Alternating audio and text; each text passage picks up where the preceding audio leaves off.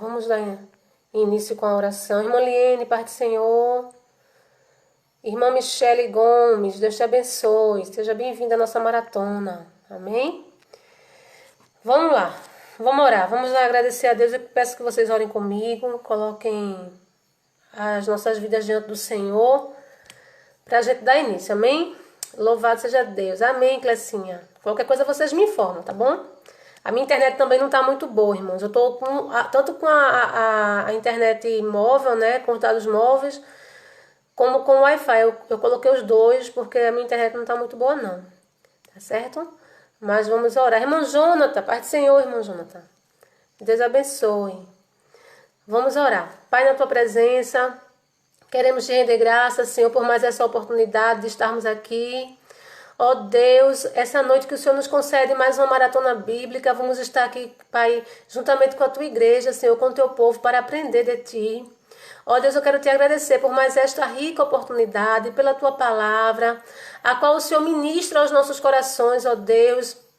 Esse tema, ó Deus, que é um tema que fala de mudança de cenário. E eu creio, ó Deus, que o cenário vai mudar.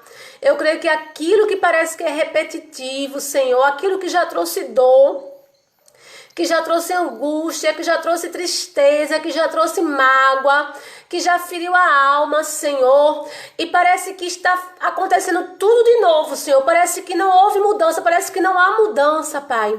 Parece que as coisas se repetem e a dor não cessa, Senhor. Mas eu creio que nesta noite, por esta palavra, Senhor, vai haver uma mudança de cenário, aleluia. Vai haver uma mudança, Senhor, na vida dos teus filhos. Eu creio, Senhor, que o Senhor está chegando, ó Deus, com um milagre. O Senhor está chegando, ó Deus, com a resposta, com a ressurreição, ó Pai, porque o Senhor é fiel, ó Deus. A tua palavra nos mostra, Senhor, o teu poder, a tua autoridade sobre tudo e todas as coisas. E eu quero te agradecer por esta palavra, Senhor, porque eu sei que é o teu Espírito Santo que ministra aos nossos corações. É Ele quem nos direciona nessa noite.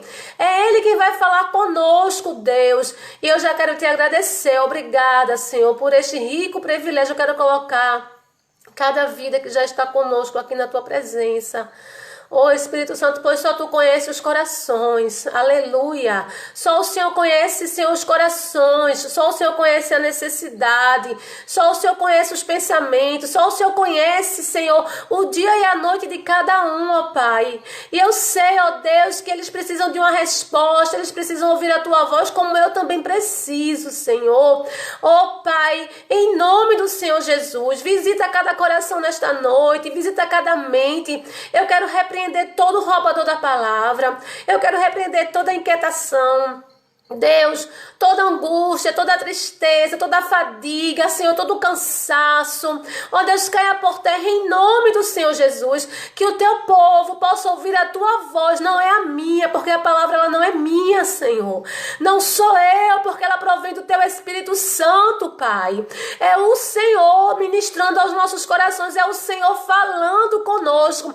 E que o teu povo, Senhor, possa glorificar a ti por esta palavra, possa te exaltar por esta palavra, possa te engrandecer por esta palavra, possa te glorificar, aleluia. Louvado seja o teu nome, ó Pai, por esta palavra, pois tudo é para ti e por ti, Senhor. Fica conosco, eu te peço, tenha misericórdia das nossas vidas, Senhor. Somos totalmente dependentes de ti, do teu Espírito Santo, como eu tenho te dito. Se o Senhor não fizer, se o Senhor não falar, Espírito Santo, não adianta.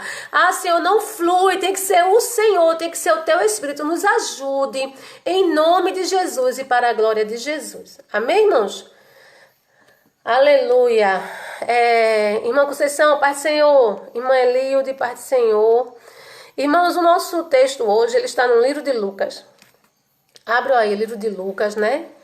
Capítulo de número 7. E o versículo de número 13 é o tema, o versículo-chave, tá certo? Mas nós vamos ler, vamos passear aqui pelo capítulo 7, né? Vamos ler alguns versículos do capítulo 7. Pai do Senhor, Ale. Mas a gente vai deixar primeiro aqui, né? Lucas 7. É uma passagem bem conhecida, irmãos. Fala da viúva de Naim, né? Eu amo esse texto bíblico. Eu amo esse texto. Eu louvo a Deus por essa passagem aqui na Bíblia, no cânon sagrado, né, nas Escrituras. Eu louvo a Deus por essa passagem. Se você prestar atenção, só Lucas ele relata essa passagem, né? Deus permitiu que o evangelista Lucas ele narrasse esse texto, não nos deixasse sem ele, irmãos, não nos deixasse sem ele. Porque é um texto glorioso, é um texto que fala muito aos nossos corações, é um texto lindo, que manifesta todo o poder de Cristo, né? Manifesta a autoridade de Cristo sobre todas as coisas, a gente vai ver aqui. Né? Que Cristo ele tem autoridade sobre tudo. Cristo tem autoridade sobre tudo. E esse texto ele mostra muito bem isso para nós nessa noite. Então, Lucas 7, versículo 13, diz assim: Louvado seja o nome do Senhor. Vendo-a, o Senhor se compadeceu dela e disse: não chores. Que coisa linda, né? Já pensou? Eu e você nessa noite, eu não sei como é que tá o teu coração, eu não sei como é que tá a tua história. Talvez você diga assim: irmã, olhe, não tem como não chorar diante do que eu estou vivendo. Né? Não tem como, irmã, eu não ficar aflita, eu ficar angustiada, não tem como, irmã, eu não derramar lágrimas, ainda que eu não queira, diante do que eu estou vivendo, diante do que está passando a minha vida nesse momento. Aí o lindo, irmãos, é que Jesus já diz assim pra gente: não chores, não sou eu. Aleluia. Já é o próprio Jesus, ele já começa a falar contigo, ele já começa a dizer: olha, não chores. Que coisa linda, já pensou? Irmãos, recebe aí do próprio Deus, o próprio Jesus nessa noite, ouve a voz dele te dizendo agora: não chores. Aleluia, o próprio Senhor, que coisa tremenda, né? Falando agora no teu ouvido, no teu coração. Ele, como ele chegou para essa viúva, né? Em prantos, porque estava enterrando seu único filho, já era viúva e estava enterrando seu único filho. Ele chega no meio de uma multidão chorando, de uma multidão enlutada. Muitos choravam com aquela mulher, muitos se desesperavam com ela. Provavelmente muitos chegaram para ela e disseram: não chores. Para acalentar, para dizer: não tem mais jeito, se conforme. Se conforme, a situação é essa mesmo, não tem o que fazer. Oh, irmãos, mas quando Jesus diz: não chores, coisa linda. Não é ele dizendo: olha, se conforme. É assim mesmo. Fazer o quê? Não dá para mudar. Quando Jesus diz: não chores, ele está dizendo: não chores, porque ele vai ter uma solução para isso que está te fazendo chorar. Porque, irmãos, nós estamos diante de uma mãe que já havia enterrado seu marido. A Bíblia não diz quanto tempo ela já havia enterrado seu marido. Há quanto tempo ela já era viúva. E que agora ela vai enterrar o seu único filho. Seu único filho. E dizer, irmãos, para uma mãe que está enterrando: não chores, né? Que está enterrando seu filho, dizer para ela: não chores, parece uma coisa incompreensível para a mente humana. Como que a gente chega para uma mãe que está enterrando seu filho e diz a ela: não chores, não chores? A gente pode até dizer: não chores, porque olha, fazer o quê? Não tem o que fazer. Se conforme. Uma forma de trazer alento ao coração daquela mulher, trazer consolo, né? Mas Jesus não. Jesus, quando ele fala, é porque ele vai fazer algo. Eu já quero te dizer nessa noite: se o Senhor está dizendo para você: não chores, é porque ele vai agir. É porque ele está preparando algo, amém? E o texto, ele começa dizendo aqui, versículo número 11: em dia subsequente, isso aqui é lindo, né? Em dia subsequente, dirigia-se Jesus a uma cidade chamada Naim. E iam com ele os seus discípulos e numerosa multidão. Como se aproximasse da porta da cidade, eis que saía o enterro único de uma viúva, e grande multidão da cidade ia com ela. Vendo-a, o Senhor se compadeceu dela e disse: não chores. Aleluia. Chegando-se, tocou o esquife, e parando os que conduziam, disse: jovem, eu te mando, levanta-te. Aleluia. Sentou-se o que estivera morto e passou a falar, e Jesus o restituiu à sua mãe. Todos ficaram possuídos de temor e glorificavam a Deus, dizendo: grande profeta se levantou entre nós e visitou o seu povo. Irmãos, como eu falei, Lucas, só ele, evangelista Lucas, ele narra esse texto sobre a viúva de Naim, né? Essa ressurreição do filho da viúva de Naim foi a primeira ressurreição no ministério de Jesus. Amém? Narrada aqui no cânon sagrado, na Bíblia. Foi a primeira ressurreição, né? Foi a primeira vez que Jesus ressuscitou um morto. A segunda vez foi a filha de Jairo. E a terceira vez foi Lázaro, o seu amigo, lá de Betânia. Lucas, irmãos, aleluia, ele faz questão de narrar esse texto e ele começa falando assim: em dia subsequente, no dia seguinte. Seguinte ao quê? Aleluia. Seguinte ao que aconteceu aqui também em Lucas do capítulo 7, a partir do versículo 1. Se você for ler o texto, se você for ler o texto aqui a partir do capítulo 7, versículo 1, você vai ver que Jesus ele curou o servo de um centurião. A Bíblia vem dizer que esse centurião, ele vai pedir a alguns anciões judeus, né, porque ele ouviu falar de Jesus, ele estava com seu servo enfermo em casa, e ele vai pedir, né, a alguns anciãos judeus que vá até Jesus e peça a Jesus que Jesus cure o seu servo. Está aqui no versículo número 3. Fala assim: tendo ouvido falar a respeito de Jesus, enviou-lhe anciões dos judeus, pedindo-lhe que viesse curar o seu servo. Ele pediu. E estes, chegando a Jesus, os anciãos judeus, chegando a Jesus, com instância lhe suplicaram, dizendo: ele é digno de que lhe faça isto, porque é amigo do nosso povo. Ele mesmo nos edificou a sinagoga. Eles disseram assim: olha, Jesus, nós queremos te fazer um pedido. Tem um centurião. O que era um centurião, irmãos? Ele servia ao governo de Roma, provavelmente um capitão do governo de Roma, um militar, né? Um homem de autoridade. E ele vai aos anciãos judeus e faz esse pedido pelo seu servo. Ele não faz esse pedido por ele, mas faz pelo seu servo. E os anciãos judeus, quando chegam para Jesus para pedir que Jesus o curasse, esse servo, eles falam assim: olha, é lícito, né, que o Senhor faça isso por ele, né? A gente suplica dizendo: ele é digno, que o Senhor faça isso por ele, porque ele é um homem bom, ele é amigo do nosso povo. Ele mesmo edificou a sinagoga, provavelmente foi um homem que ajudou na edificação da sinagoga, não sei se com ofertas, né? Mas ele ajudou.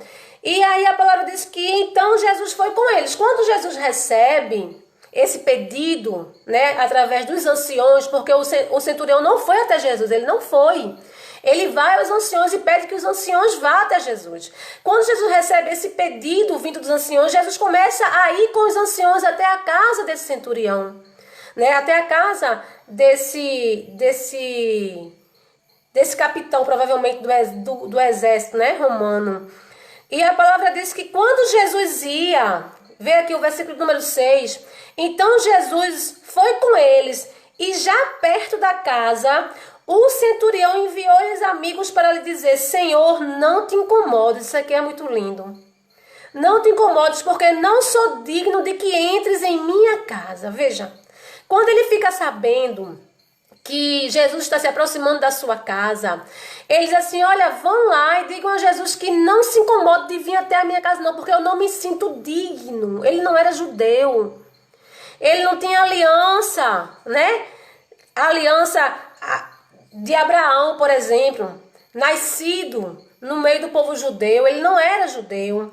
Ele se sente indigno, ele disse, olha, não, que ele não venha até a minha casa, porque eu não sou digno que ele entre na minha casa, não, eu sou pecador. Ele reconhece que é pecador. Ele reconhece que é pecador, né? E ele pede para que Jesus não vá. E isso é lindo, ela não te incomodes, porque não sou digno que entres em minha casa. E o versículo 7 fala assim, por isso eu mesmo não me julguei digno de ir ter contigo. Ele fala, eu nem fui até o Senhor, por isso que eu não fui pedir para que os anciãos judeus fossem, porque eu não me sinto digno nem de ir à tua presença, que coisa linda, e nem de que o Senhor venha até a minha presença. Porém, manda com uma palavra e o meu rapaz será curado. Tem uma outra versão aqui que faz, ordena uma palavra. Irmãos, ele diz, ordena uma palavra. De onde tu estiveres, dá ordem de cura ao meu servo e ele será curado. Aí o versículo 8 ele conclui o porquê. Ele fala, porque também eu sou homem sujeito à autoridade e tenho soldados às minhas ordens. E digo, a este vai e ele vai, e a outro vem e ele vem, e ao meu servo faze isto e ele o faz. Que coisa tremenda. Ouvidas estas palavras, admirou-se Jesus dele. E voltando-se para o povo que o acompanhava, disse, afirmo-vos que nem mesmo em Israel achei fé como esta. E voltando para casa, os que foram enviados encontraram curado o servo. Irmãos, esse homem, ele tinha autoridade e ele obedecia à autoridade. Ele dizia assim, olha, porque também eu sou homem sujeito à autoridade. Ele estava debaixo da autoridade do governo de Roma. Olha, eu sou homem sujeito à autoridade e tenho soldados sobre minhas ordens. Ele fala assim, eu sei o que é se submeter à autoridade, obedecer ordem, obedecer comando, e sei também o que é ordenar. Sei também o que é dar ordem, e os meus soldados também me obedecem. Me obedecem. Aí eu quero tirar aqui, abrir um parênteses e tirar um princípio aqui para as nossas vidas nesta noite. É praticamente, mais ou menos aquilo que a gente falou lá sobre, na quarta-feira, né? Quando a gente pregou sobre justiça, sobre se você ora pedindo justiça e você não é justo. Abacuque. É mais ou menos isso. Você, para ter autoridade sobre alguma coisa, você tem que se submeter à autoridade também. Para que alguém te obedeça, você tem que ser obediente também. É princípio de Deus, irmãos. Né? Aquilo que você aplica, você tem que fazer. Não tem como você aplicar algo que você não faz. Não tem como você falar para que alguém faça algo se você não vive aquilo que você está ordenando que alguém viva. Não surte efeito. E esse homem, ele traz um ensinamento lindo. Olha, eu sou sujeito à autoridade. Eu sei bem o que é autoridade. Porque eu sou sujeito à autoridade. E também tenho soldados que se submetem à minha autoridade. Irmãos, e com isso ele fecha. E com isso ele fecha. Ele fala, digo a este vai, ele vai. E ao outro vem, ele vem. E ao meu servo faz isto e ele faz. E a palavra diz que Jesus se admira com as palavras desse centurião romano, não judeu. Jesus se admira, né, e afirma e diz, olha, eu afirmo que nem mesmo em Israel achei tamanha fé.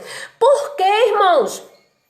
Porque este homem, ele olha para Cristo e diz, ele tem toda a autoridade. Ele tem todo o poder e autoridade. Eu reconheço toda a autoridade sobre a vida dele. Eu reconheço que ele tem toda a autoridade. Feito a palavra diz que foi dado poder e autoridade a Cristo nos céus e na terra, irmãos. Ele tem autoridade sobre o vento, feito que nós vimos sábado, sobre o mar, sobre principados, sobre potestades, sobre a enfermidade e sobre a morte. E Este homem, ele já enxergava isso em Cristo. Ele disse, olha, não precisa você vir, não precisa o Senhor vir. De onde o Senhor estiver, ordena uma palavra, e o meu servo será curado. Ele está dizendo, olha, de onde tu estiveres, a tua ordem vai expulsar a enfermidade da vida do meu servo. A tua ordem vai expulsar qualquer enfermidade da vida do meu servo. Ele vai ser curado. A enfermidade não vai subsistir a uma ordem tua. Aleluia. Ai, irmão, e aí eu já fico com vergonha. Sabe por quê? Porque a gente limita o poder de Deus e a autoridade. Feito Jesus disse, olha, eu não vi em Israel tanta fé como eu vi na vida desse homem. Nós limitamos, irmãos. Diante de um caos, de uma pandemia, de uma enfermidade grave, de um vírus que é maligno, que massacra aqueles que recebem, né, essa enfermidade em suas vidas, né? Nós ficamos desesperados. Desesperados muitas vezes, nós não conseguimos aplicar essa fé. Eu creio, Senhor, diante da tua palavra, que se tu quiseres, lógico que tudo é sobre a vontade de Deus. Eu não estou aqui, né, querendo aplicar algo fora da vontade de Deus, não, porque sabemos que tudo está na vontade de Deus. Mas, irmãos, se Jesus quiser, não tem enfermidade que fique, irmãos. Se Jesus der a ordem, sai, vai ter que sair. E a gente precisa viver debaixo dessa compreensão. De que se o Senhor disser, enfermidade, sai, sai. Se Ele não quiser, não sai. Se Jesus permitir a morte, vai morrer. Vai morrer. Mas o que eu não posso fazer é amenizar essa autoridade que Cristo tem, achando que o controle foi perdido. Entrar em pânico, né? Se apavorar, se desesperar e achar que Deus perdeu o controle da situação. Porque tem muita gente vivendo isso. Né? Achando que Deus perdeu o controle. Ele diz, olha, eu tenho todo o poder e autoridade. E Lucas, ele faz questão de mostrar isso. Porque ele começa o versículo 11 dizendo, em dia subsequente, você entenda que ele liga uma narrativa a outra. Lucas, ele quer ligar, ele quer apresentar uma narrativa a outra, ele quer trazer à memória aqui o que aconteceu no dia anterior, o que aconteceu no dia anterior. Cristo, por uma palavra, curou um servo do centurião. Por uma ordem, ele curou. A Bíblia não diz que enfermidade esse homem tinha. A Bíblia não diz o grau de enfermidade que esse homem tinha, mas não importa, não precisa, porque ele tem todo o poder e autoridade. E Lucas, ele faz questão de começar o texto dizendo isso, no versículo 11, falando da viúva de Naim, falando da ressurreição do seu filho, dizendo, em dia subsequente, depois de Jesus liberar uma palavra e curar um homem enfermo, ele se dirige à cidade chamada Naim. Oh, glória! Aleluia!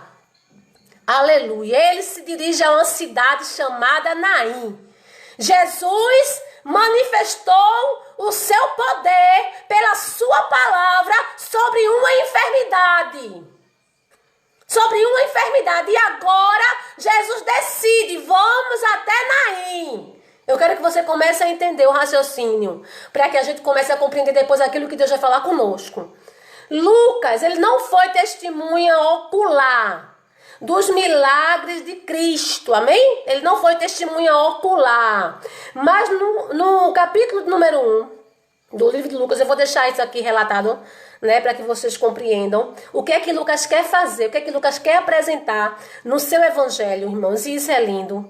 No capítulo de número 1, ele nos informa que o seu trabalho, a sua obra, né, a sua obra foi beneficiado pela obra de outros. Como é que foi isso, irmão? Ele fez um apanhado sobre a vida de Cristo, desde a sua origem, uma investigação minuciosa. Ele relata no capítulo 1 isso. Buscando informações de pessoas que viveram milagres. Ou até mesmo de pessoas que receberam os milagres. Lucas foi um grande amigo e companheiro do apóstolo Paulo. Irmãos, Lucas, ele não foi testemunho ocular. Ele não testificou os milagres com o próprio olho, né? Ele não estava lá por exemplo, aqui na cidade de Naim, quando o filho da viúva foi ressuscitado. Ele não estava aqui quando o centurião, né, pediu a ele que curasse o seu servo, ele liberou a palavra e o servo do centurião foi curado. Ele não estava lá. Porém, ele fez um apanhado minucioso, né? Como? De que forma? Falando com pessoas que receberam o milagre, com pessoas que viveram esses milagres, testificaram para ele: eu vivi esse milagre de Cristo.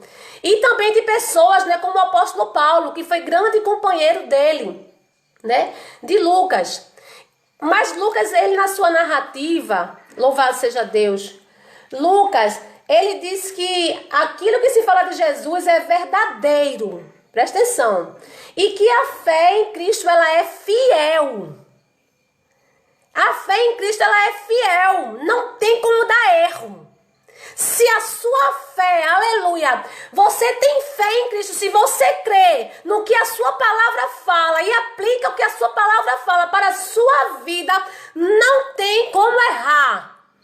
Não tem como acontecer diferente daquilo que a palavra diz. Se Jesus diz, eu vou curar, ele cura.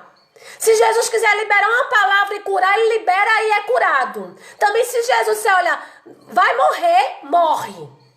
Tudo está sobre o poder e o senhorio de Cristo, né? Lucas revela nas suas narrativas a onipotência de Deus e a limitação humana. E isso é lindo. Isso é o que mexe com o meu coração. Olha, irmãos, sinceramente, isso mexe com o meu coração. Lucas, nas suas narrativas, ele faz questão de mostrar a onipotência de Deus, todo o poder e autoridade de Deus e a limitação humana. Como somos limitados, como estamos sujeitos às aflições desta vida. As aflições desta vida, irmãos, as lutas, as enfermidades, as calamidades, as tristezas, as angústias, as mágoas. Nós somos, irmãos, verdadeiramente nós estamos inseridos dentro desse contexto de limitação. Porém, o nosso Deus, ele está acima de tudo isso. Ele é ilimitado. O que nós não podemos fazer, em nome de Jesus, é limitar esse poder de Deus quando a dificuldade bate na nossa porta. E a gente vai aprender agora com essa viúva de Naim. O que foi que Jesus fez? Porque a Bíblia diz que ele vem de uma cura. Ele vem de uma situação, de uma cura de uma enfermidade. Ele estava ali, né? Louvado seja Deus, em Cafarnaum, na cidade de Cafarnaum, recebeu um pedido para que ele curasse um servo de um centurião. Ele começa a se encaminhar para a casa desse centurião. O centurião fica sabendo que ele está indo lá e diz: olha, nem venha, porque eu não sou digno que o Senhor entre em minha morada. De onde o Senhor estiver, dá ordem. Libera uma palavra, ordena com uma palavra, e o meu servo será curado. E assim foi feito. Aleluia! Com uma palavra, a enfermidade se submeteu ao comando de Cristo. E ela teve que sair. Ela teve que bater em retirada, ela teve que ir embora. Eu não quero saber, a Bíblia não diz onde a enfermidade estava alojada, qual era o grau de enfermidade que esse homem tinha, qual era a condição da enfermidade deste homem, se ela se encontrava na cabeça, na coluna, no coração, no sangue, não importa. Jesus liberou uma palavra e ela saiu. Aleluia! E ela teve que sair. Ela teve que ir embora, se submetendo ao senhorio de Cristo.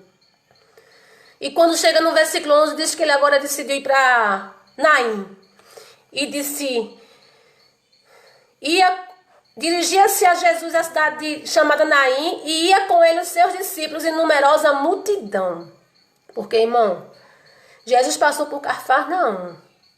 Libera uma palavra, um homem ele é curado. Por uma palavra que Jesus liberou, a multidão começou a seguir.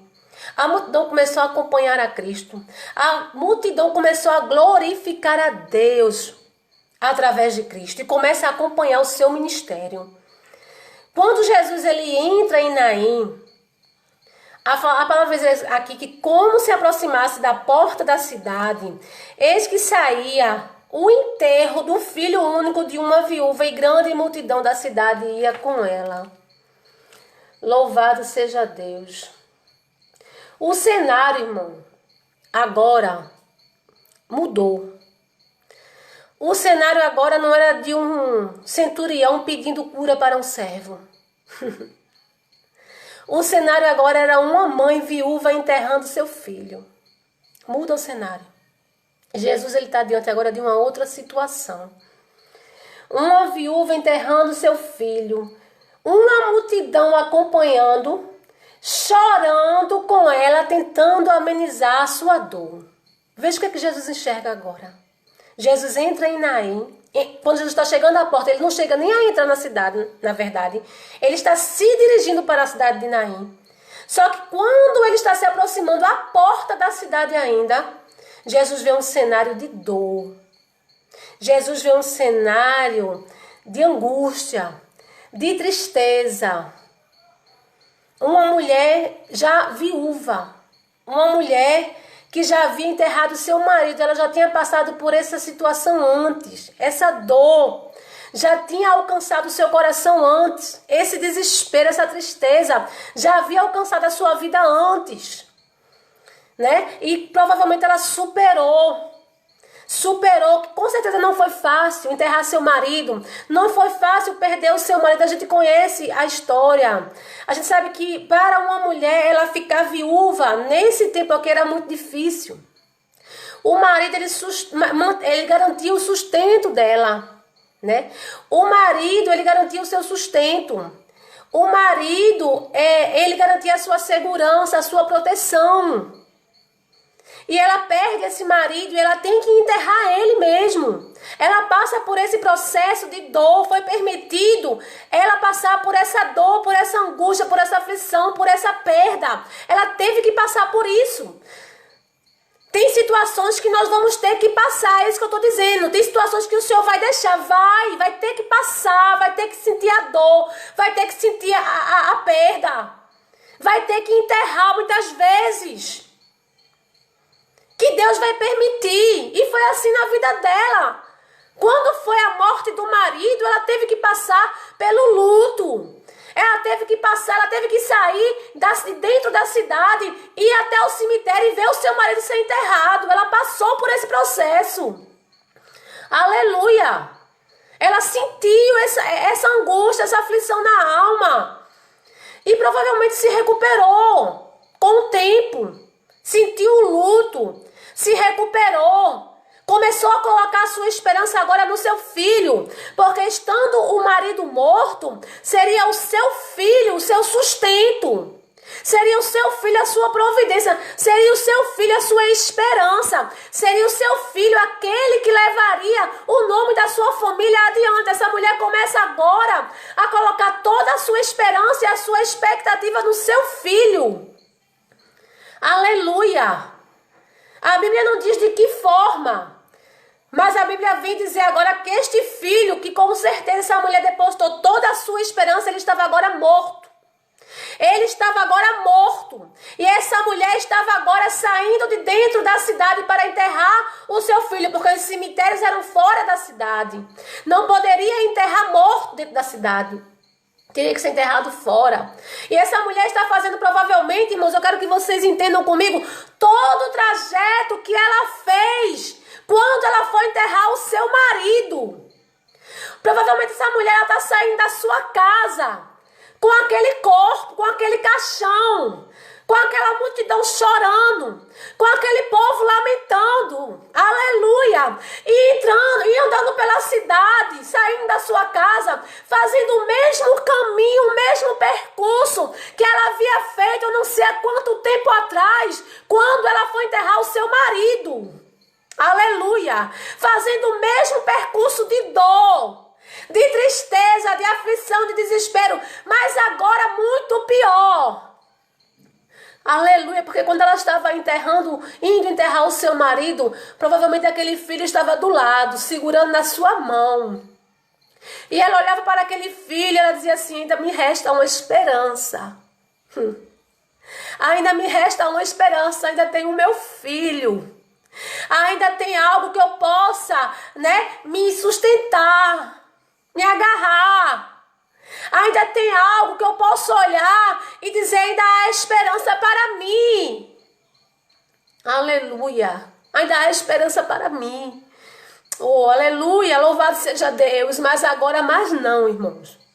Aleluia, agora mais não. Agora essa mulher, ela está saindo, fazendo o mesmo percurso, andando por dentro da cidade com aquele caixão. Provavelmente a população olhando para ela, o povo na janela, olhando para aquela mulher, dizendo, acabou a esperança dela. Que coisa! Como é que pode? Que situação! Que vida desta mulher! Que tanta dor esta mulher está a passar, que tanto sofrimento esta mulher está a viver. Acabou a esperança dela, não tem mais esperança para ela. A única esperança que ela tinha era o seu filho, e agora ela está indo enterrá-lo.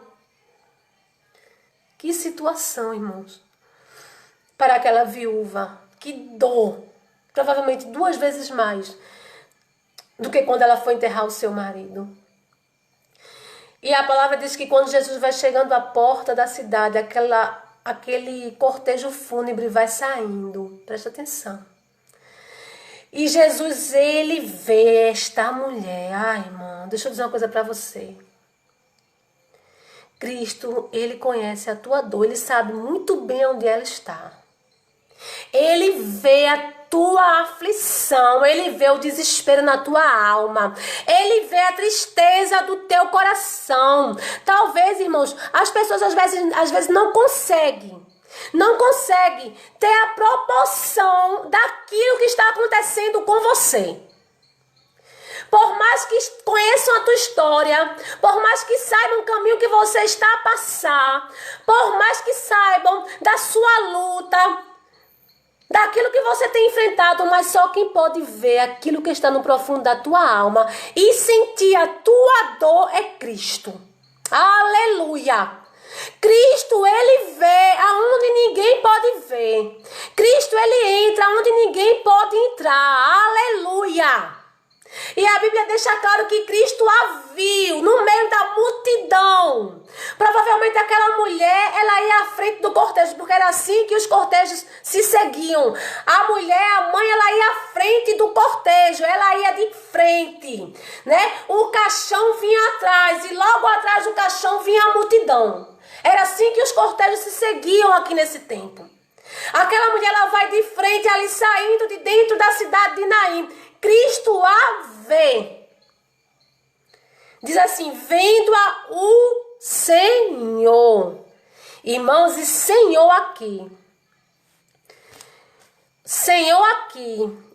ele está escrito no vocábulo grego, usado para referir a Senhor Curios, o único com poder para extinguir toda a tristeza e a dor dos nossos corações e expulsar a morte das nossas almas. Quando a Bíblia diz assim, vendo-a o Senhor, está dizendo assim, ele, o Senhor que a enxerga, o Senhor que a vê, o Senhor que a contempla. Ele é o único com poder para extinguir toda a tristeza e a dor do coração dela e expulsar a morte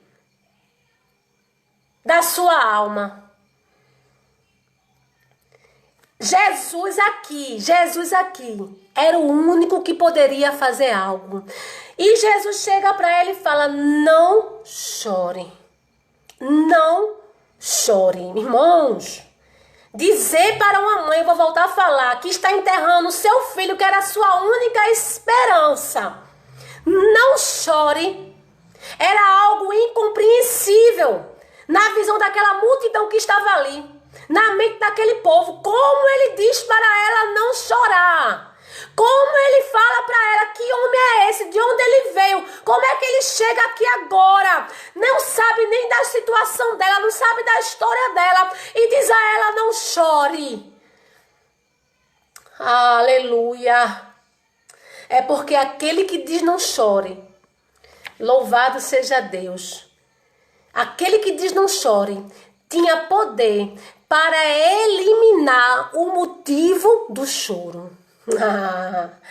Oh, aleluia! Eu já quero que você entenda nesta noite este que está te dizendo hoje, não chore.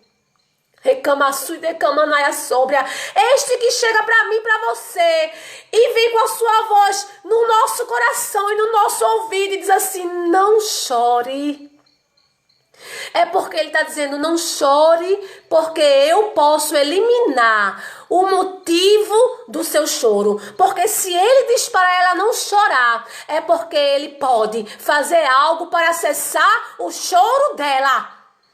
Ele pode fazer algo para cessar, não é para amenizar, não é para trazer um refrigério apenas, não é para trazer um acalento na alma daquela mulher, para que ela venha se conformar com a situação que ela está vivendo. Não, quando ele diz não chore, o termo aqui, vendo ao Senhor, significa curios, aquele, o único que pode,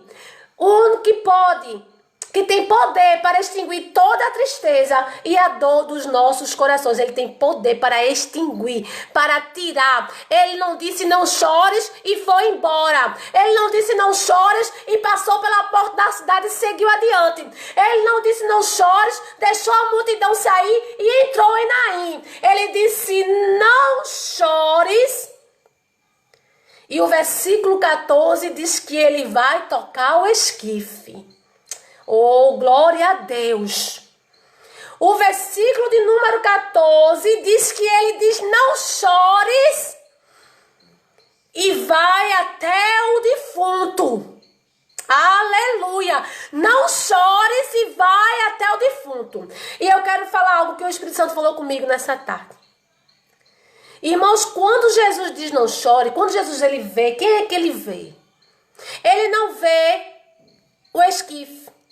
Ele não vê a multidão, ele vê a mãe.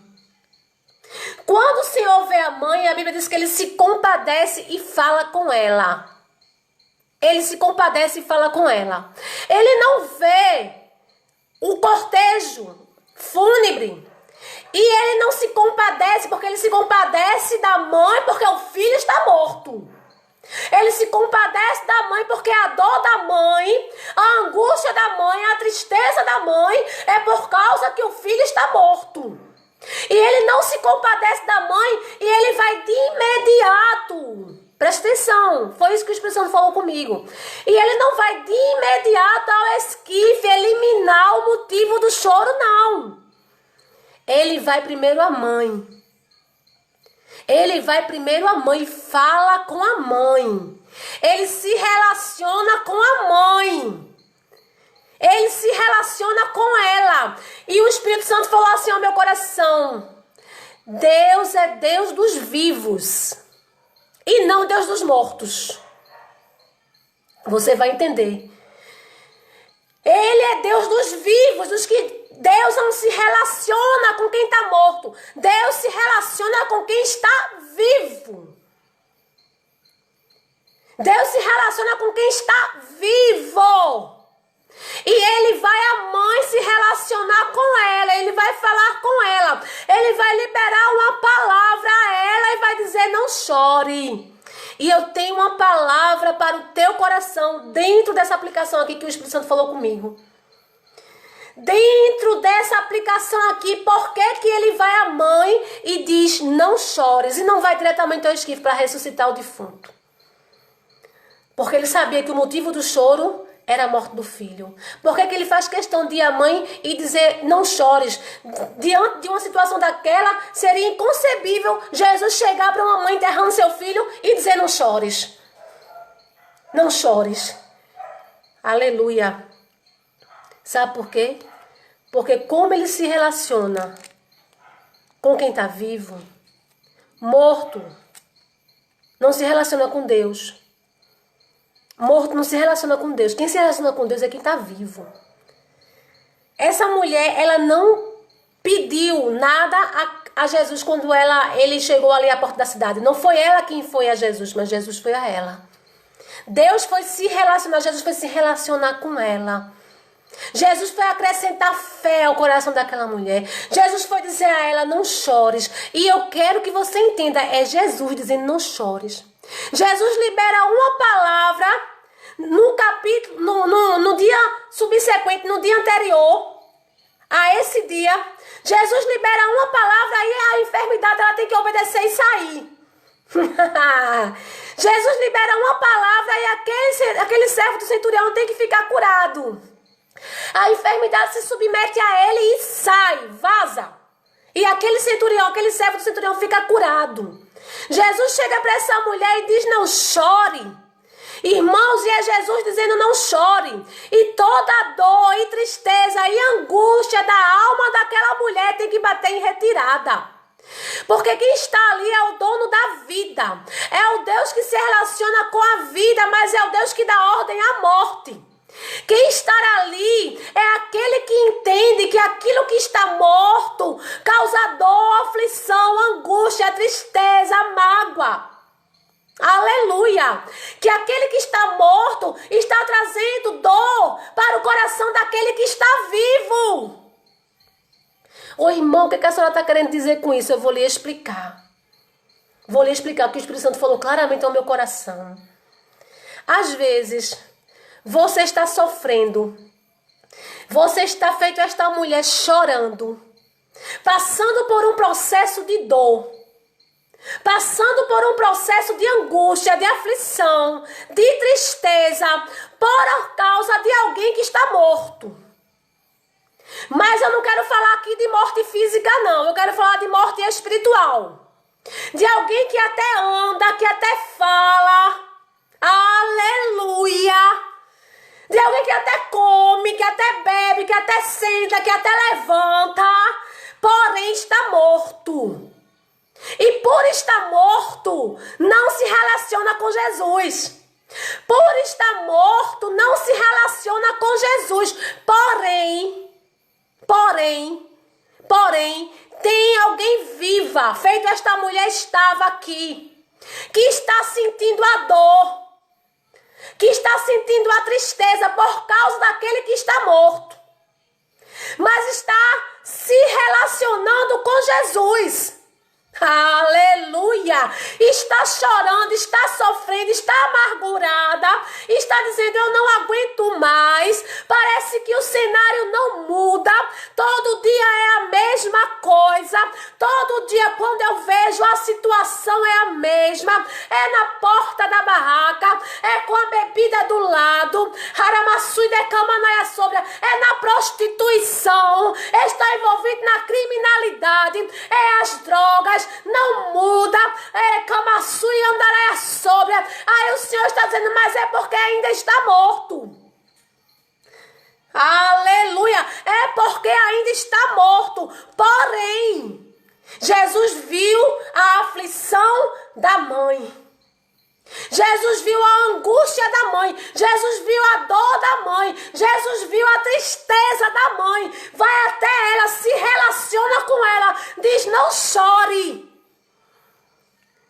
Se compadeceu dela e lhe disse, não chores. E eu quero te dizer nessa noite o que o Espírito Santo está bradando aqui no meu coração. O que o Senhor está dizendo aqui no meu coração. Eu estou me compadecendo desta situação. Porque tem alguém que está morto. Não se relaciona comigo. Porém está causando dor e aflição na tua alma. Está causando dor e aflição na tua alma. Aleluia, eu estou me compadecendo de ti nesta noite. Eu cheguei. Eu cheguei. Eu já estou à porta. Eu já estou à porta. Eu estou vendo esta situação. Me compadeço de ti e te digo nesta noite, não chores. Não chore. E se ele está dizendo que não chore, te prepara. Ele tem autoridade para dizer a você não chore. Eu não. A única coisa que eu posso fazer é orar. Dizer, não chore não, irmã, que eu vou orar, mas eu não posso resolver o problema. Mas quando Jesus diz, não chore, te prepara, porque tem morto que vai ressurgir. Oh, aleluia, tem morto que vai ressuscitar. Tem morto, que Jesus já está dando a ordem e vai se levantar, vai ficar de pé e vai passar a se relacionar com Jesus. Aleluia, vai passar a se relacionar com Jesus. Recamaçu e andaraia sobra. Vendo ao Senhor, se compadeceu dela e lhe disse, não chore. Na camaçu e decamanaia sobra, não chore. Não chore. Não chore. Não chore. Não chore. E essa palavra, ela arde no meu coração. Não chore, porque tem gente que está chorando. Tem gente que está chorando. Tem gente que está chorando e está dizendo, Senhor, este cenário não muda. Este cenário não muda, é a mesma situação. Eu faço o mesmo trajeto que eu tenho feito. O cenário é de dor, o cenário é de aflição, o cenário é de pranto, Senhor. O cenário é de choro, Senhor. Não dá para não chorar nessa situação qual eu estou vivendo. O Senhor está dizendo, não chore. Kamassui de cantar, amassui andaraia. Não chore. Para cantar, amassu e decamaçu e andaré sobre, não chore, mulher. Amassu e decamanaia sobre, não chore. Arama, decamaçu e andaraia, porque Jesus chegou. Ah, Jesus chegou. Jesus chegou, Jesus chegou, Jesus chegou. Quando esta mulher foi enterrar o seu marido, quando ela saiu da sua casa, carregando o esquife do marido, carregando o marido morto, passou por dentro da cidade, a camaçu e andaraia sobre, fez todo o trajeto com aquele cortejo fúnebre que representa dor, tristeza, luto, aflição, perda. Ela fez todo o trajeto dentro da cidade, passou pela porta da cidade, saiu de dentro da cidade, passou pela porta, foi até o cemitério e enterrou o seu marido. Viu o seu marido ser enterrado, mas agora não. Ela até saiu de casa com o esquife do filho também. Recamaçu e andaraia sobre. Ela até saiu de casa com o esquife do filho. Ela até fez o mesmo trajeto da sua casa à porta da cidade, com a multidão chorando também, com a multidão se lamentando, pranteando. Recamaçu e andaraia sobre. Era um cenário de dor, de aflição, de tristeza, de perda. Parecia com o mesmo cenário que ela tinha vivenciado com o seu marido. Mas quando ela chega na porta da cidade, tem algo diferente lá na porta da cidade. Tem um cenário diferente na porta da cidade. Tem uma multidão vindo de encontro a ela. Uma multidão com júbilo, com glória, com aleluia. Recamaçu e andaraia. Uma multidão que não chorava, mas se alegrava pelo poder de Deus. Aleluia. Recamaçu e andaré sóbria. Uma multidão que se alegrava. E aquela mulher provavelmente viu aquela multidão ali se alegrando. Não entendeu. Mas no meio daquela multidão vinha um que tinha autoridade, que poderia chegar para ela e dizer, não chore. Recamaçu e andaré sobre. O cenário era diferente à porta da cidade. Aquele cortejo não iria mais adiante. Recamaçu e andaré sobre. Aquele cortejo não passaria dali. Não passaria dali. Deixa eu dizer uma coisa a você. E é isso que o Espírito Santo ele fala no meu coração. Eu estou colocando um limite para esta situação. Eu estou colocando um limite para esta situação. O Senhor, o único que pode mudar a história, o único que pode tirar do teu coração a aflição, a tristeza, a dor, a morte. O único que pode. Eu estou colocando limite para esta situação. Aquele cortejo não passou da porta. Aquele cortejo não seguiu adiante. Aquele cortejo não chegou no cemitério. Arecamaçu e Andaraia.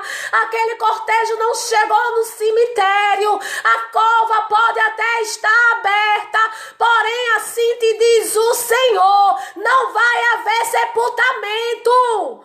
Recamaçu e decamanaia sobra, não vai haver sepultamento. E eu falo isso pela palavra que o Espírito Santo ministra ao meu coração nesta noite. Não vai haver sepultamento. A cova pode estar aberta.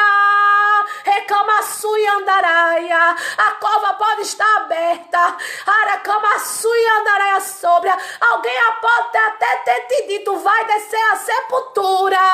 Aramadecamaçu e Andaraia. Mas o Senhor está dizendo, não vai ter sepultamento. Não vai ter sepultamento. Não vai ter sepultamento. Arecamaçu e decamana sobria. Porque Jesus chegou. Porque Jesus chegou, Jesus chegou, Jesus chegou. E quando ele chega, irmãos, ele chega com socorro, ele chega com cura, ele chega com libertação, ele chega com salvação, ele chega com mudança de cenário. Recamaçu e Andaraia, ele chega com mudança de cenário. Você pode ter dito até hoje, não muda. O Senhor está dizendo, vai haver mudança. Recamaçu e Andaraia, vai haver mudança. Vai haver mudança. Jesus chega. Chegando-se, coisa linda. Coisa linda.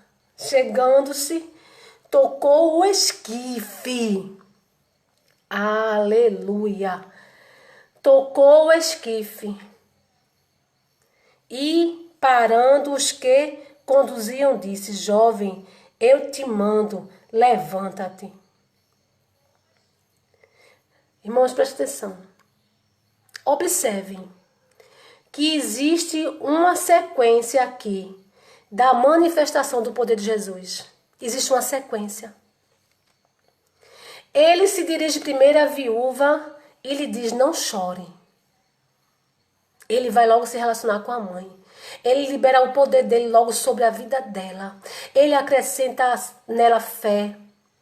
Ele repreende a tristeza, a angústia, sabe, que afligia a alma daquela mulher, a desesperança. Ele repreende tudo aquilo, todo aquele mal que aquela mulher estava sentindo dentro dela. Ele foi primeiro nela. Libera a sua palavra, o seu poder sobre ela. E aquela mulher, com certeza, é liberta de toda aquela aflição que ela sentia. E eu já quero dizer sobre a tua vida. Essa situação tem te afligido. Essa situação tem te angustiado. Essa situação tem te oprimido. O Senhor já disse, não chore, receba cura na alma. Receba de Deus um alívio na alma, um abraço de Deus na sua alma. Cristo gera vida em você. Cristo gera vida em você. Cristo primeiro te coloca de pé, ergue a tua cabeça e te diz, não chore. Não chore, levante esse olhar. Levante esta cabeça. Não permita mais ser afligida por esta dor. Receba cura no íntimo nesta noite. Receba cura na alma nesta noite. Porque eu sei, assim diz o Senhor, que esta situação está enfermando a tua alma. Está enfermando a tua alma. Está enfermando a tua alma. Está te oprimindo. Está te fazendo ficar depressiva. Mas recebe cura. Libertação de Cristo nesta noite em você primeiro. Em você primeiro. Em você primeiro, seja liberta deste mal. Angústia saia, depressão saia, tristeza saia, opressão saia. Seja liberta deste mal. Aflição no íntimo saia, insônia saia agora, em nome de Jesus. Em nome de Jesus, receba alívio, receba refrigério, receba um sono reparador. Eu não sei mais o que é dormir uma noite, de tão angustiada que eu estou. Pois assim te diz o Senhor, nesta noite tu dormirás, descansarás. Descansarás. Porque o Espírito Santo ele está aí te envolvendo, ele está te abraçando, e está te dizendo: receba a cura, porque Jesus foi se relacionar com ela. Não chore. Não chore, mulher, não chore. Seja liberta dessa dor que tu sente. Seja liberta dessa aflição que tu sente. Seja liberta desse desespero que tu tá sentindo. Seja liberta, não chore. Não chore, não chore. Aí depois Jesus vai e toca no esquife. Depois ele toca no esquife. Irmãos, o ato de tocar no esquife importava poluição. A lei dada a Moisés pelo próprio Deus. Lá em Levítico, diz que nenhum judeu pode tocar em morto. Nenhum judeu pode tocar em nada morto. Porque se tocasse era considerado impuro. E isso é muito lindo. É muito lindo. Jesus, ele simplesmente toca no esquife, no morto. E o caixão aqui, ele era aberto. Não era fechado. Nesse tempo, provavelmente era feito uma maca, né?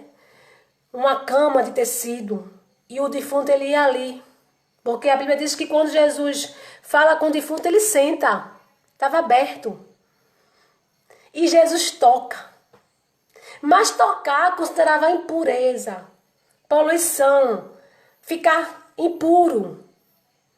E Jesus era judeu e conhecia toda a lei. Mas ele toca. Porque ele estava ali exercendo a sua soberania. Ele estava ali como Deus. Ele chegou à porta da cidade de Naim, se compadeceu daquela viúva, sabia que o motivo da aflição e do choro dela era a morte do filho. Ele sabia: eu tenho que ir tirar o que causa a dor dela. Eu tenho que ir lá eliminar o que causa a dor dela. E Jesus toca o esquife. Ele não podia ter liberado uma palavra, feito ele fez com o servo do centurião. E o jovem ter se levantado, ele tinha autoridade. Mas ele queria trazer uma aplicação aqui. Uma aplicação aqui. Que ele tem autoridade sobre a vida, sobre a enfermidade, sobre as doenças e sobre as leis. Ele tem autoridade. Ele criou a lei. Ele está acima da lei. Ele tem autoridade sobre as leis. Presta atenção. Eu não estou querendo dizer aqui que nós não devemos obedecer leis. Nós não devemos obedecer leis. Cristo é quem tem autoridade sobre a lei. Porque às vezes a lei, ela diz assim para mim e para você: não pode. Você não tem direito. Você não vai receber isso aqui porque você não tem direito. Mas se Jesus quiser, ele faz você ter direito e você recebe. Porque ele tem autoridade sobre tudo e todos. Tocar no esquife aqui simbolizava a impureza. Mas ele vai e toca, mostrando que a autoridade dele não é só sobre a enfermidade. Que a autoridade dele não é só sobre aquilo que aquela mulher sentia, a angústia, a tristeza, a aflição, a depressão, a ansiedade. Mas ele vai e toca no esquife, mostrando: eu também tenho autoridade sobre as leis. Até porque quem regeu a lei foi ele. Quem outorgou a lei foi ele. E ele vai e toca, mostrando: eu tenho autoridade sobre a lei também. Isso aqui é ensino. Quando Deus quer, tudo e todos se submetem a ele, irmãos. E a gente tem que aprender esse caminho para poder ter paz, para poder descansar. A gente tem que aprender esse princípio. Ele tem todo o poder e autoridade. Porque às vezes, debaixo da negativa de alguém, a gente se desespera. Debaixo da negativa de alguém, alguém diz, não pode, você não tem direito, não vai acontecer. Eu sou testemunha de uma lei mudar. Eu sou testemunha, já falei isso na União Feminina, de uma lei mudar para Jesus me dar vitória. E quando eu fui procurar saber da lei, a pessoa que tinha mais conhecimento do que eu, disse assim para mim, esta lei não pode ser revogada. Quando a lei foi criada, foi colocado um parágrafo que não poderia ser revogada. E eu vim para casa dizendo, Senhor, isso não é justo. Deus, isso não é justo. Mas eu descansei. Peguei o telefone e fui pesquisar sobre a lei. Eu vou pesquisar para saber se o que esse homem diz é verdade mesmo. E era. Não pode ser revogada. Aí ele disse assim, olha, a lei não tem brecha. Porque se tivesse brecha, poderia haver uma mudança. O advogado acha uma brecha, ele entra e consegue modificar. Nesse caso aqui, não tem mudança, não pode ser revogada. Mas eu quero dizer a você que o Deus que tem autoridade sobre toda a Constituição, ele mudou a lei. Ele mudou a lei. E tem gente que pode provar isso que eu estou dizendo. Mudou a lei. Mudou. E quando eu fiquei sabendo, 2 anos depois, eu disse assim pra pessoa, eu não posso mudar. A pessoa disse, menina, por que tu não muda isso? Tu tá doida, tem que trazer isso daqui. Eu disse, eu não posso, porque a lei diz que não pode e ela não é revogada. Essa pois mudou a lei. A lei mudou. Deus colocou o Bolsonaro lá na cadeira, lá, o presidente Bolsonaro. Colocou ele lá e ele foi e mudou a lei. Aleluia.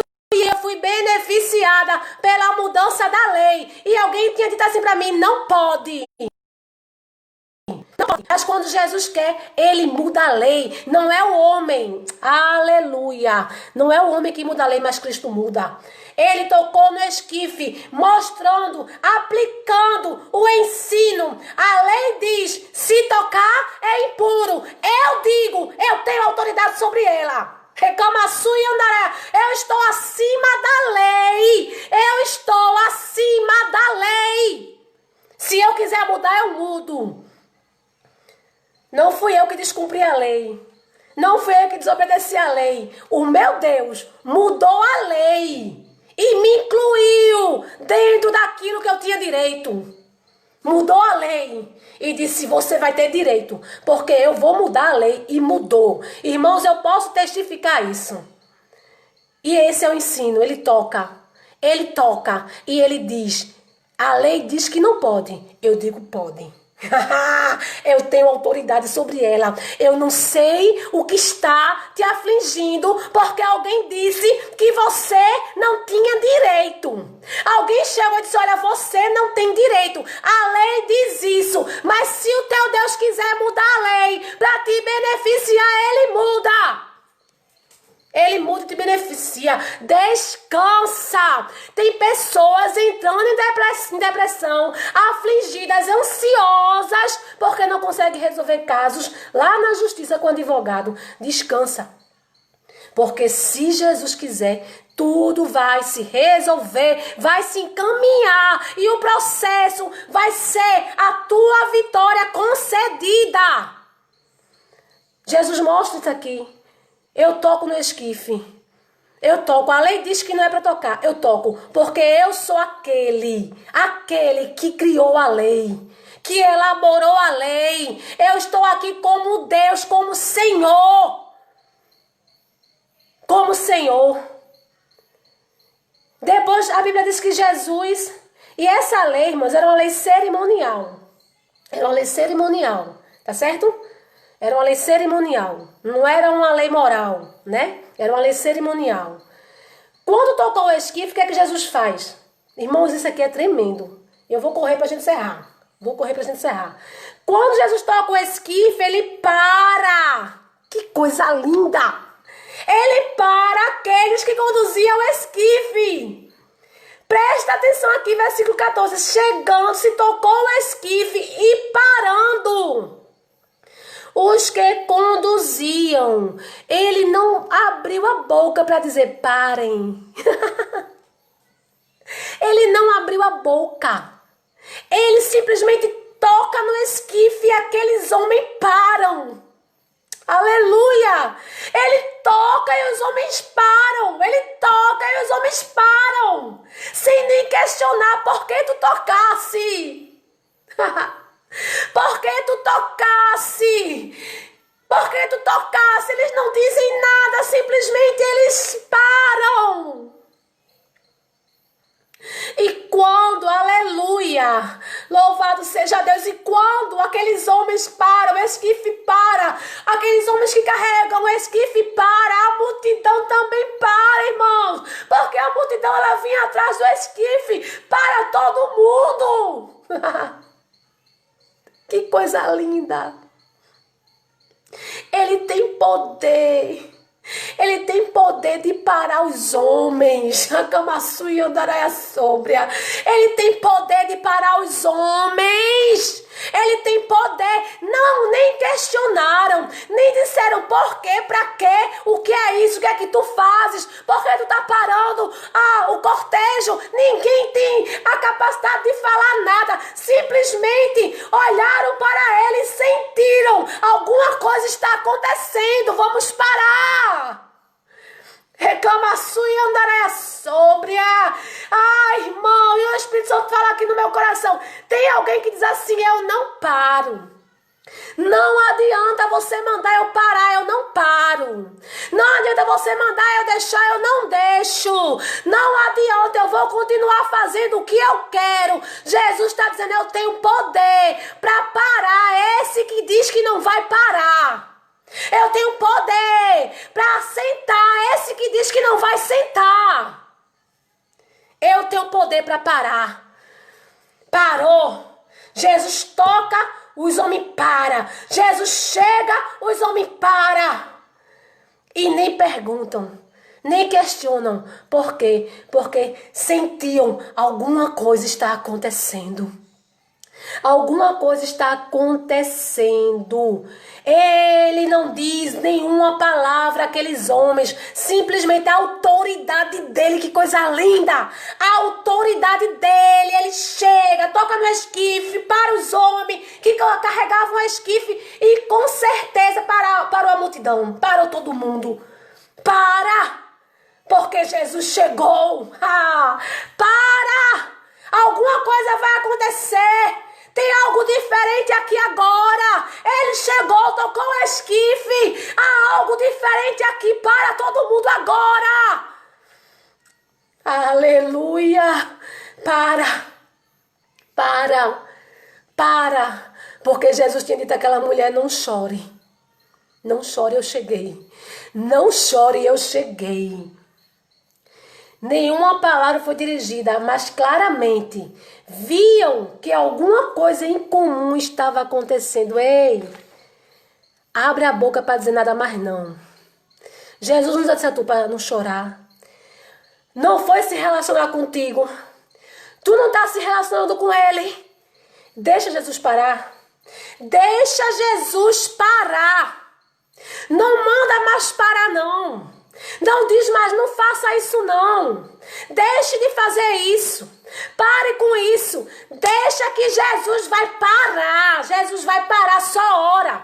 Só se relaciona com ele. Só fica na presença dele. Só deixa ele fazer, porque quem vai fazer é ele. Tu não pode, eu não posso, mas Jesus faz. E por fim, pra gente encerrar, deu ordem ao jovem. Que coisa linda. Jesus vai parar alguém e vai falar com ele. Você crê? Porque eu creio. Porque Jesus tem feito assim aqui. Jesus para e fala. Jesus tem feito assim aqui. Eu paro e ainda falo como eu quero falar. E do jeito que eu quiser falar, ainda tem que me ouvir. Aleluia. Jesus vai parar alguém e vai falar com ele. Vai falar. Se prepara. Porque Jesus dá ordem ao jovem, diz: jovem, eu te mando. Irmãos, isso é lindo. Jovem, eu te mando. Jovem, eu te mando. Levanta-te. Ah, irmão, e não foi jovem, eu peço. Tem algumas pessoas que estão jovem, a ti te digo. Mas é jovem, eu te mando. Eu te ordeno. Eu te mando. Levanta-te. E a gente vai encerrar.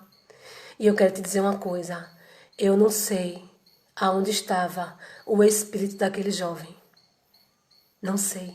No corpo não estava, ele estava morto. No corpo dele não estava. Mas aonde estava o espírito daquele jovem? A voz de Cristo o alcançou. Foi até ele e disse: volta. Aleluia. Volta à vida. Volta à vida. Interessante que Jesus não disse morte sai. Preste atenção. Eu disse, Deus se relaciona com os vivos. Ele não disse morte sai. Quando ele foi ressuscitar a filha de Jairo, ele disse, Talita cumi, a ti te digo, levanta-te. Ele falou a menina, ele não falou a morte. Quando ele foi ressuscitar Lázaro, ele disse, Lázaro, sai para fora. Ele não disse morte sai, isso é tremendo. Isso é lindo, isso é, irmãos, maravilhoso. Sabe por quê? Porque ele não se relaciona com a morte. A morte já está sobre o poder e a autoridade dele. A morte já está sobre a autoridade dele. Ele não precisa mandar a morte sair, porque ele não vai se relacionar à morte. Ele vai se relacionar com quem está morto. A ordem não é para a morte, mas é para quem está morto. É para quem está morto. É para quem está morto. E eu vou voltar a falar. Pode até estar vivo, andando, comendo, sentando, entrando, saindo, mas está morto espiritualmente. E este é com quem Jesus vai falar e vai trazer a vida e vai dizer, cheiro de morte, vai-se embora, porque a vida chegou. A vida chegou. Te prepara. Jesus chegou. Tem morto ressuscitando. O cenário vai mudar. Você está dizendo, irmã, é a mesma coisa todo dia. Eu não suporto mais. Eu não aguento mais. O Senhor está dizendo, o cenário está mudando. Eu estou mudando o cenário. Não é mais a mesma situação, não.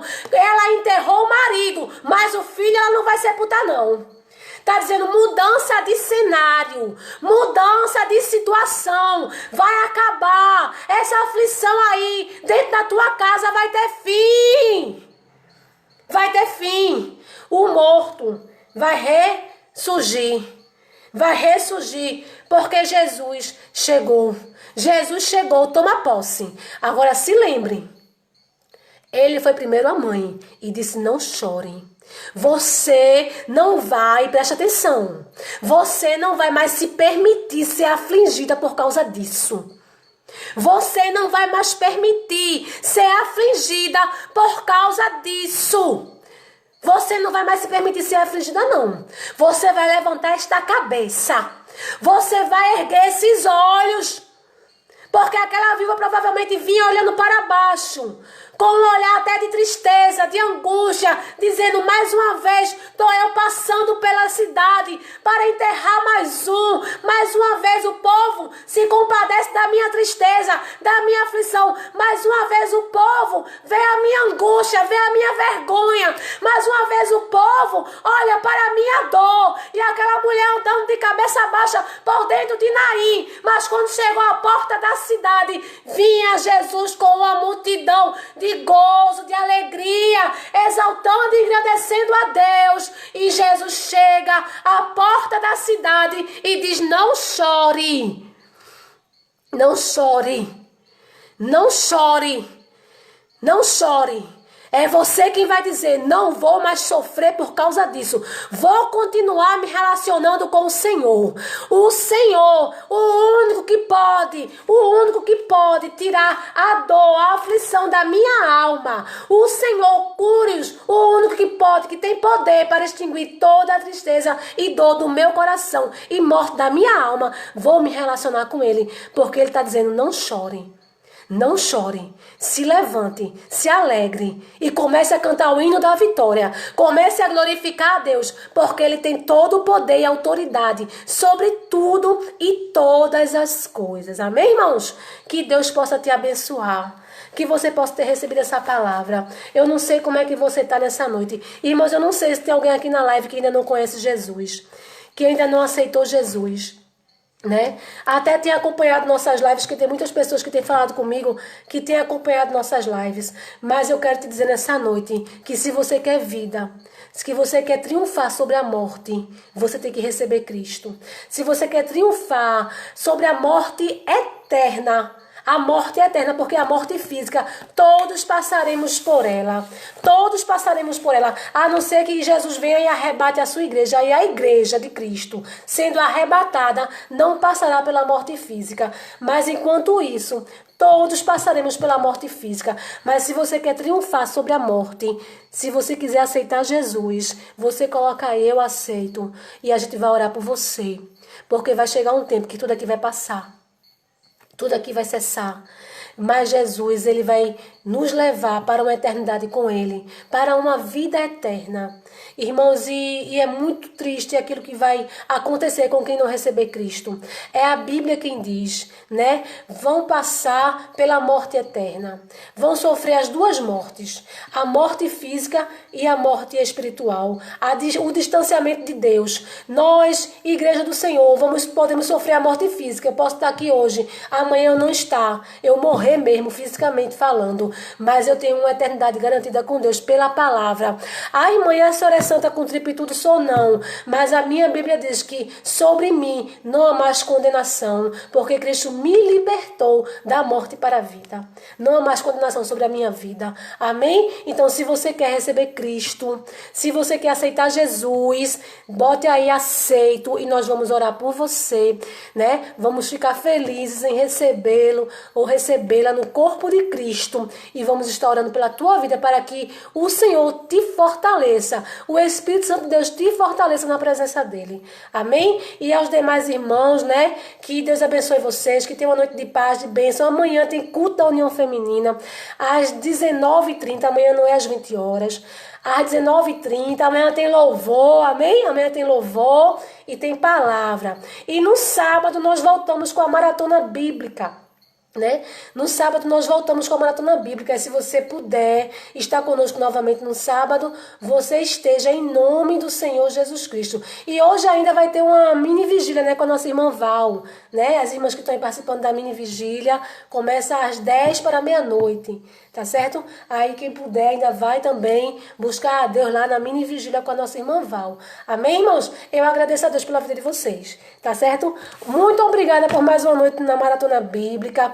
Obrigado por ainda me aguentarem mais um pouquinho, tá certo?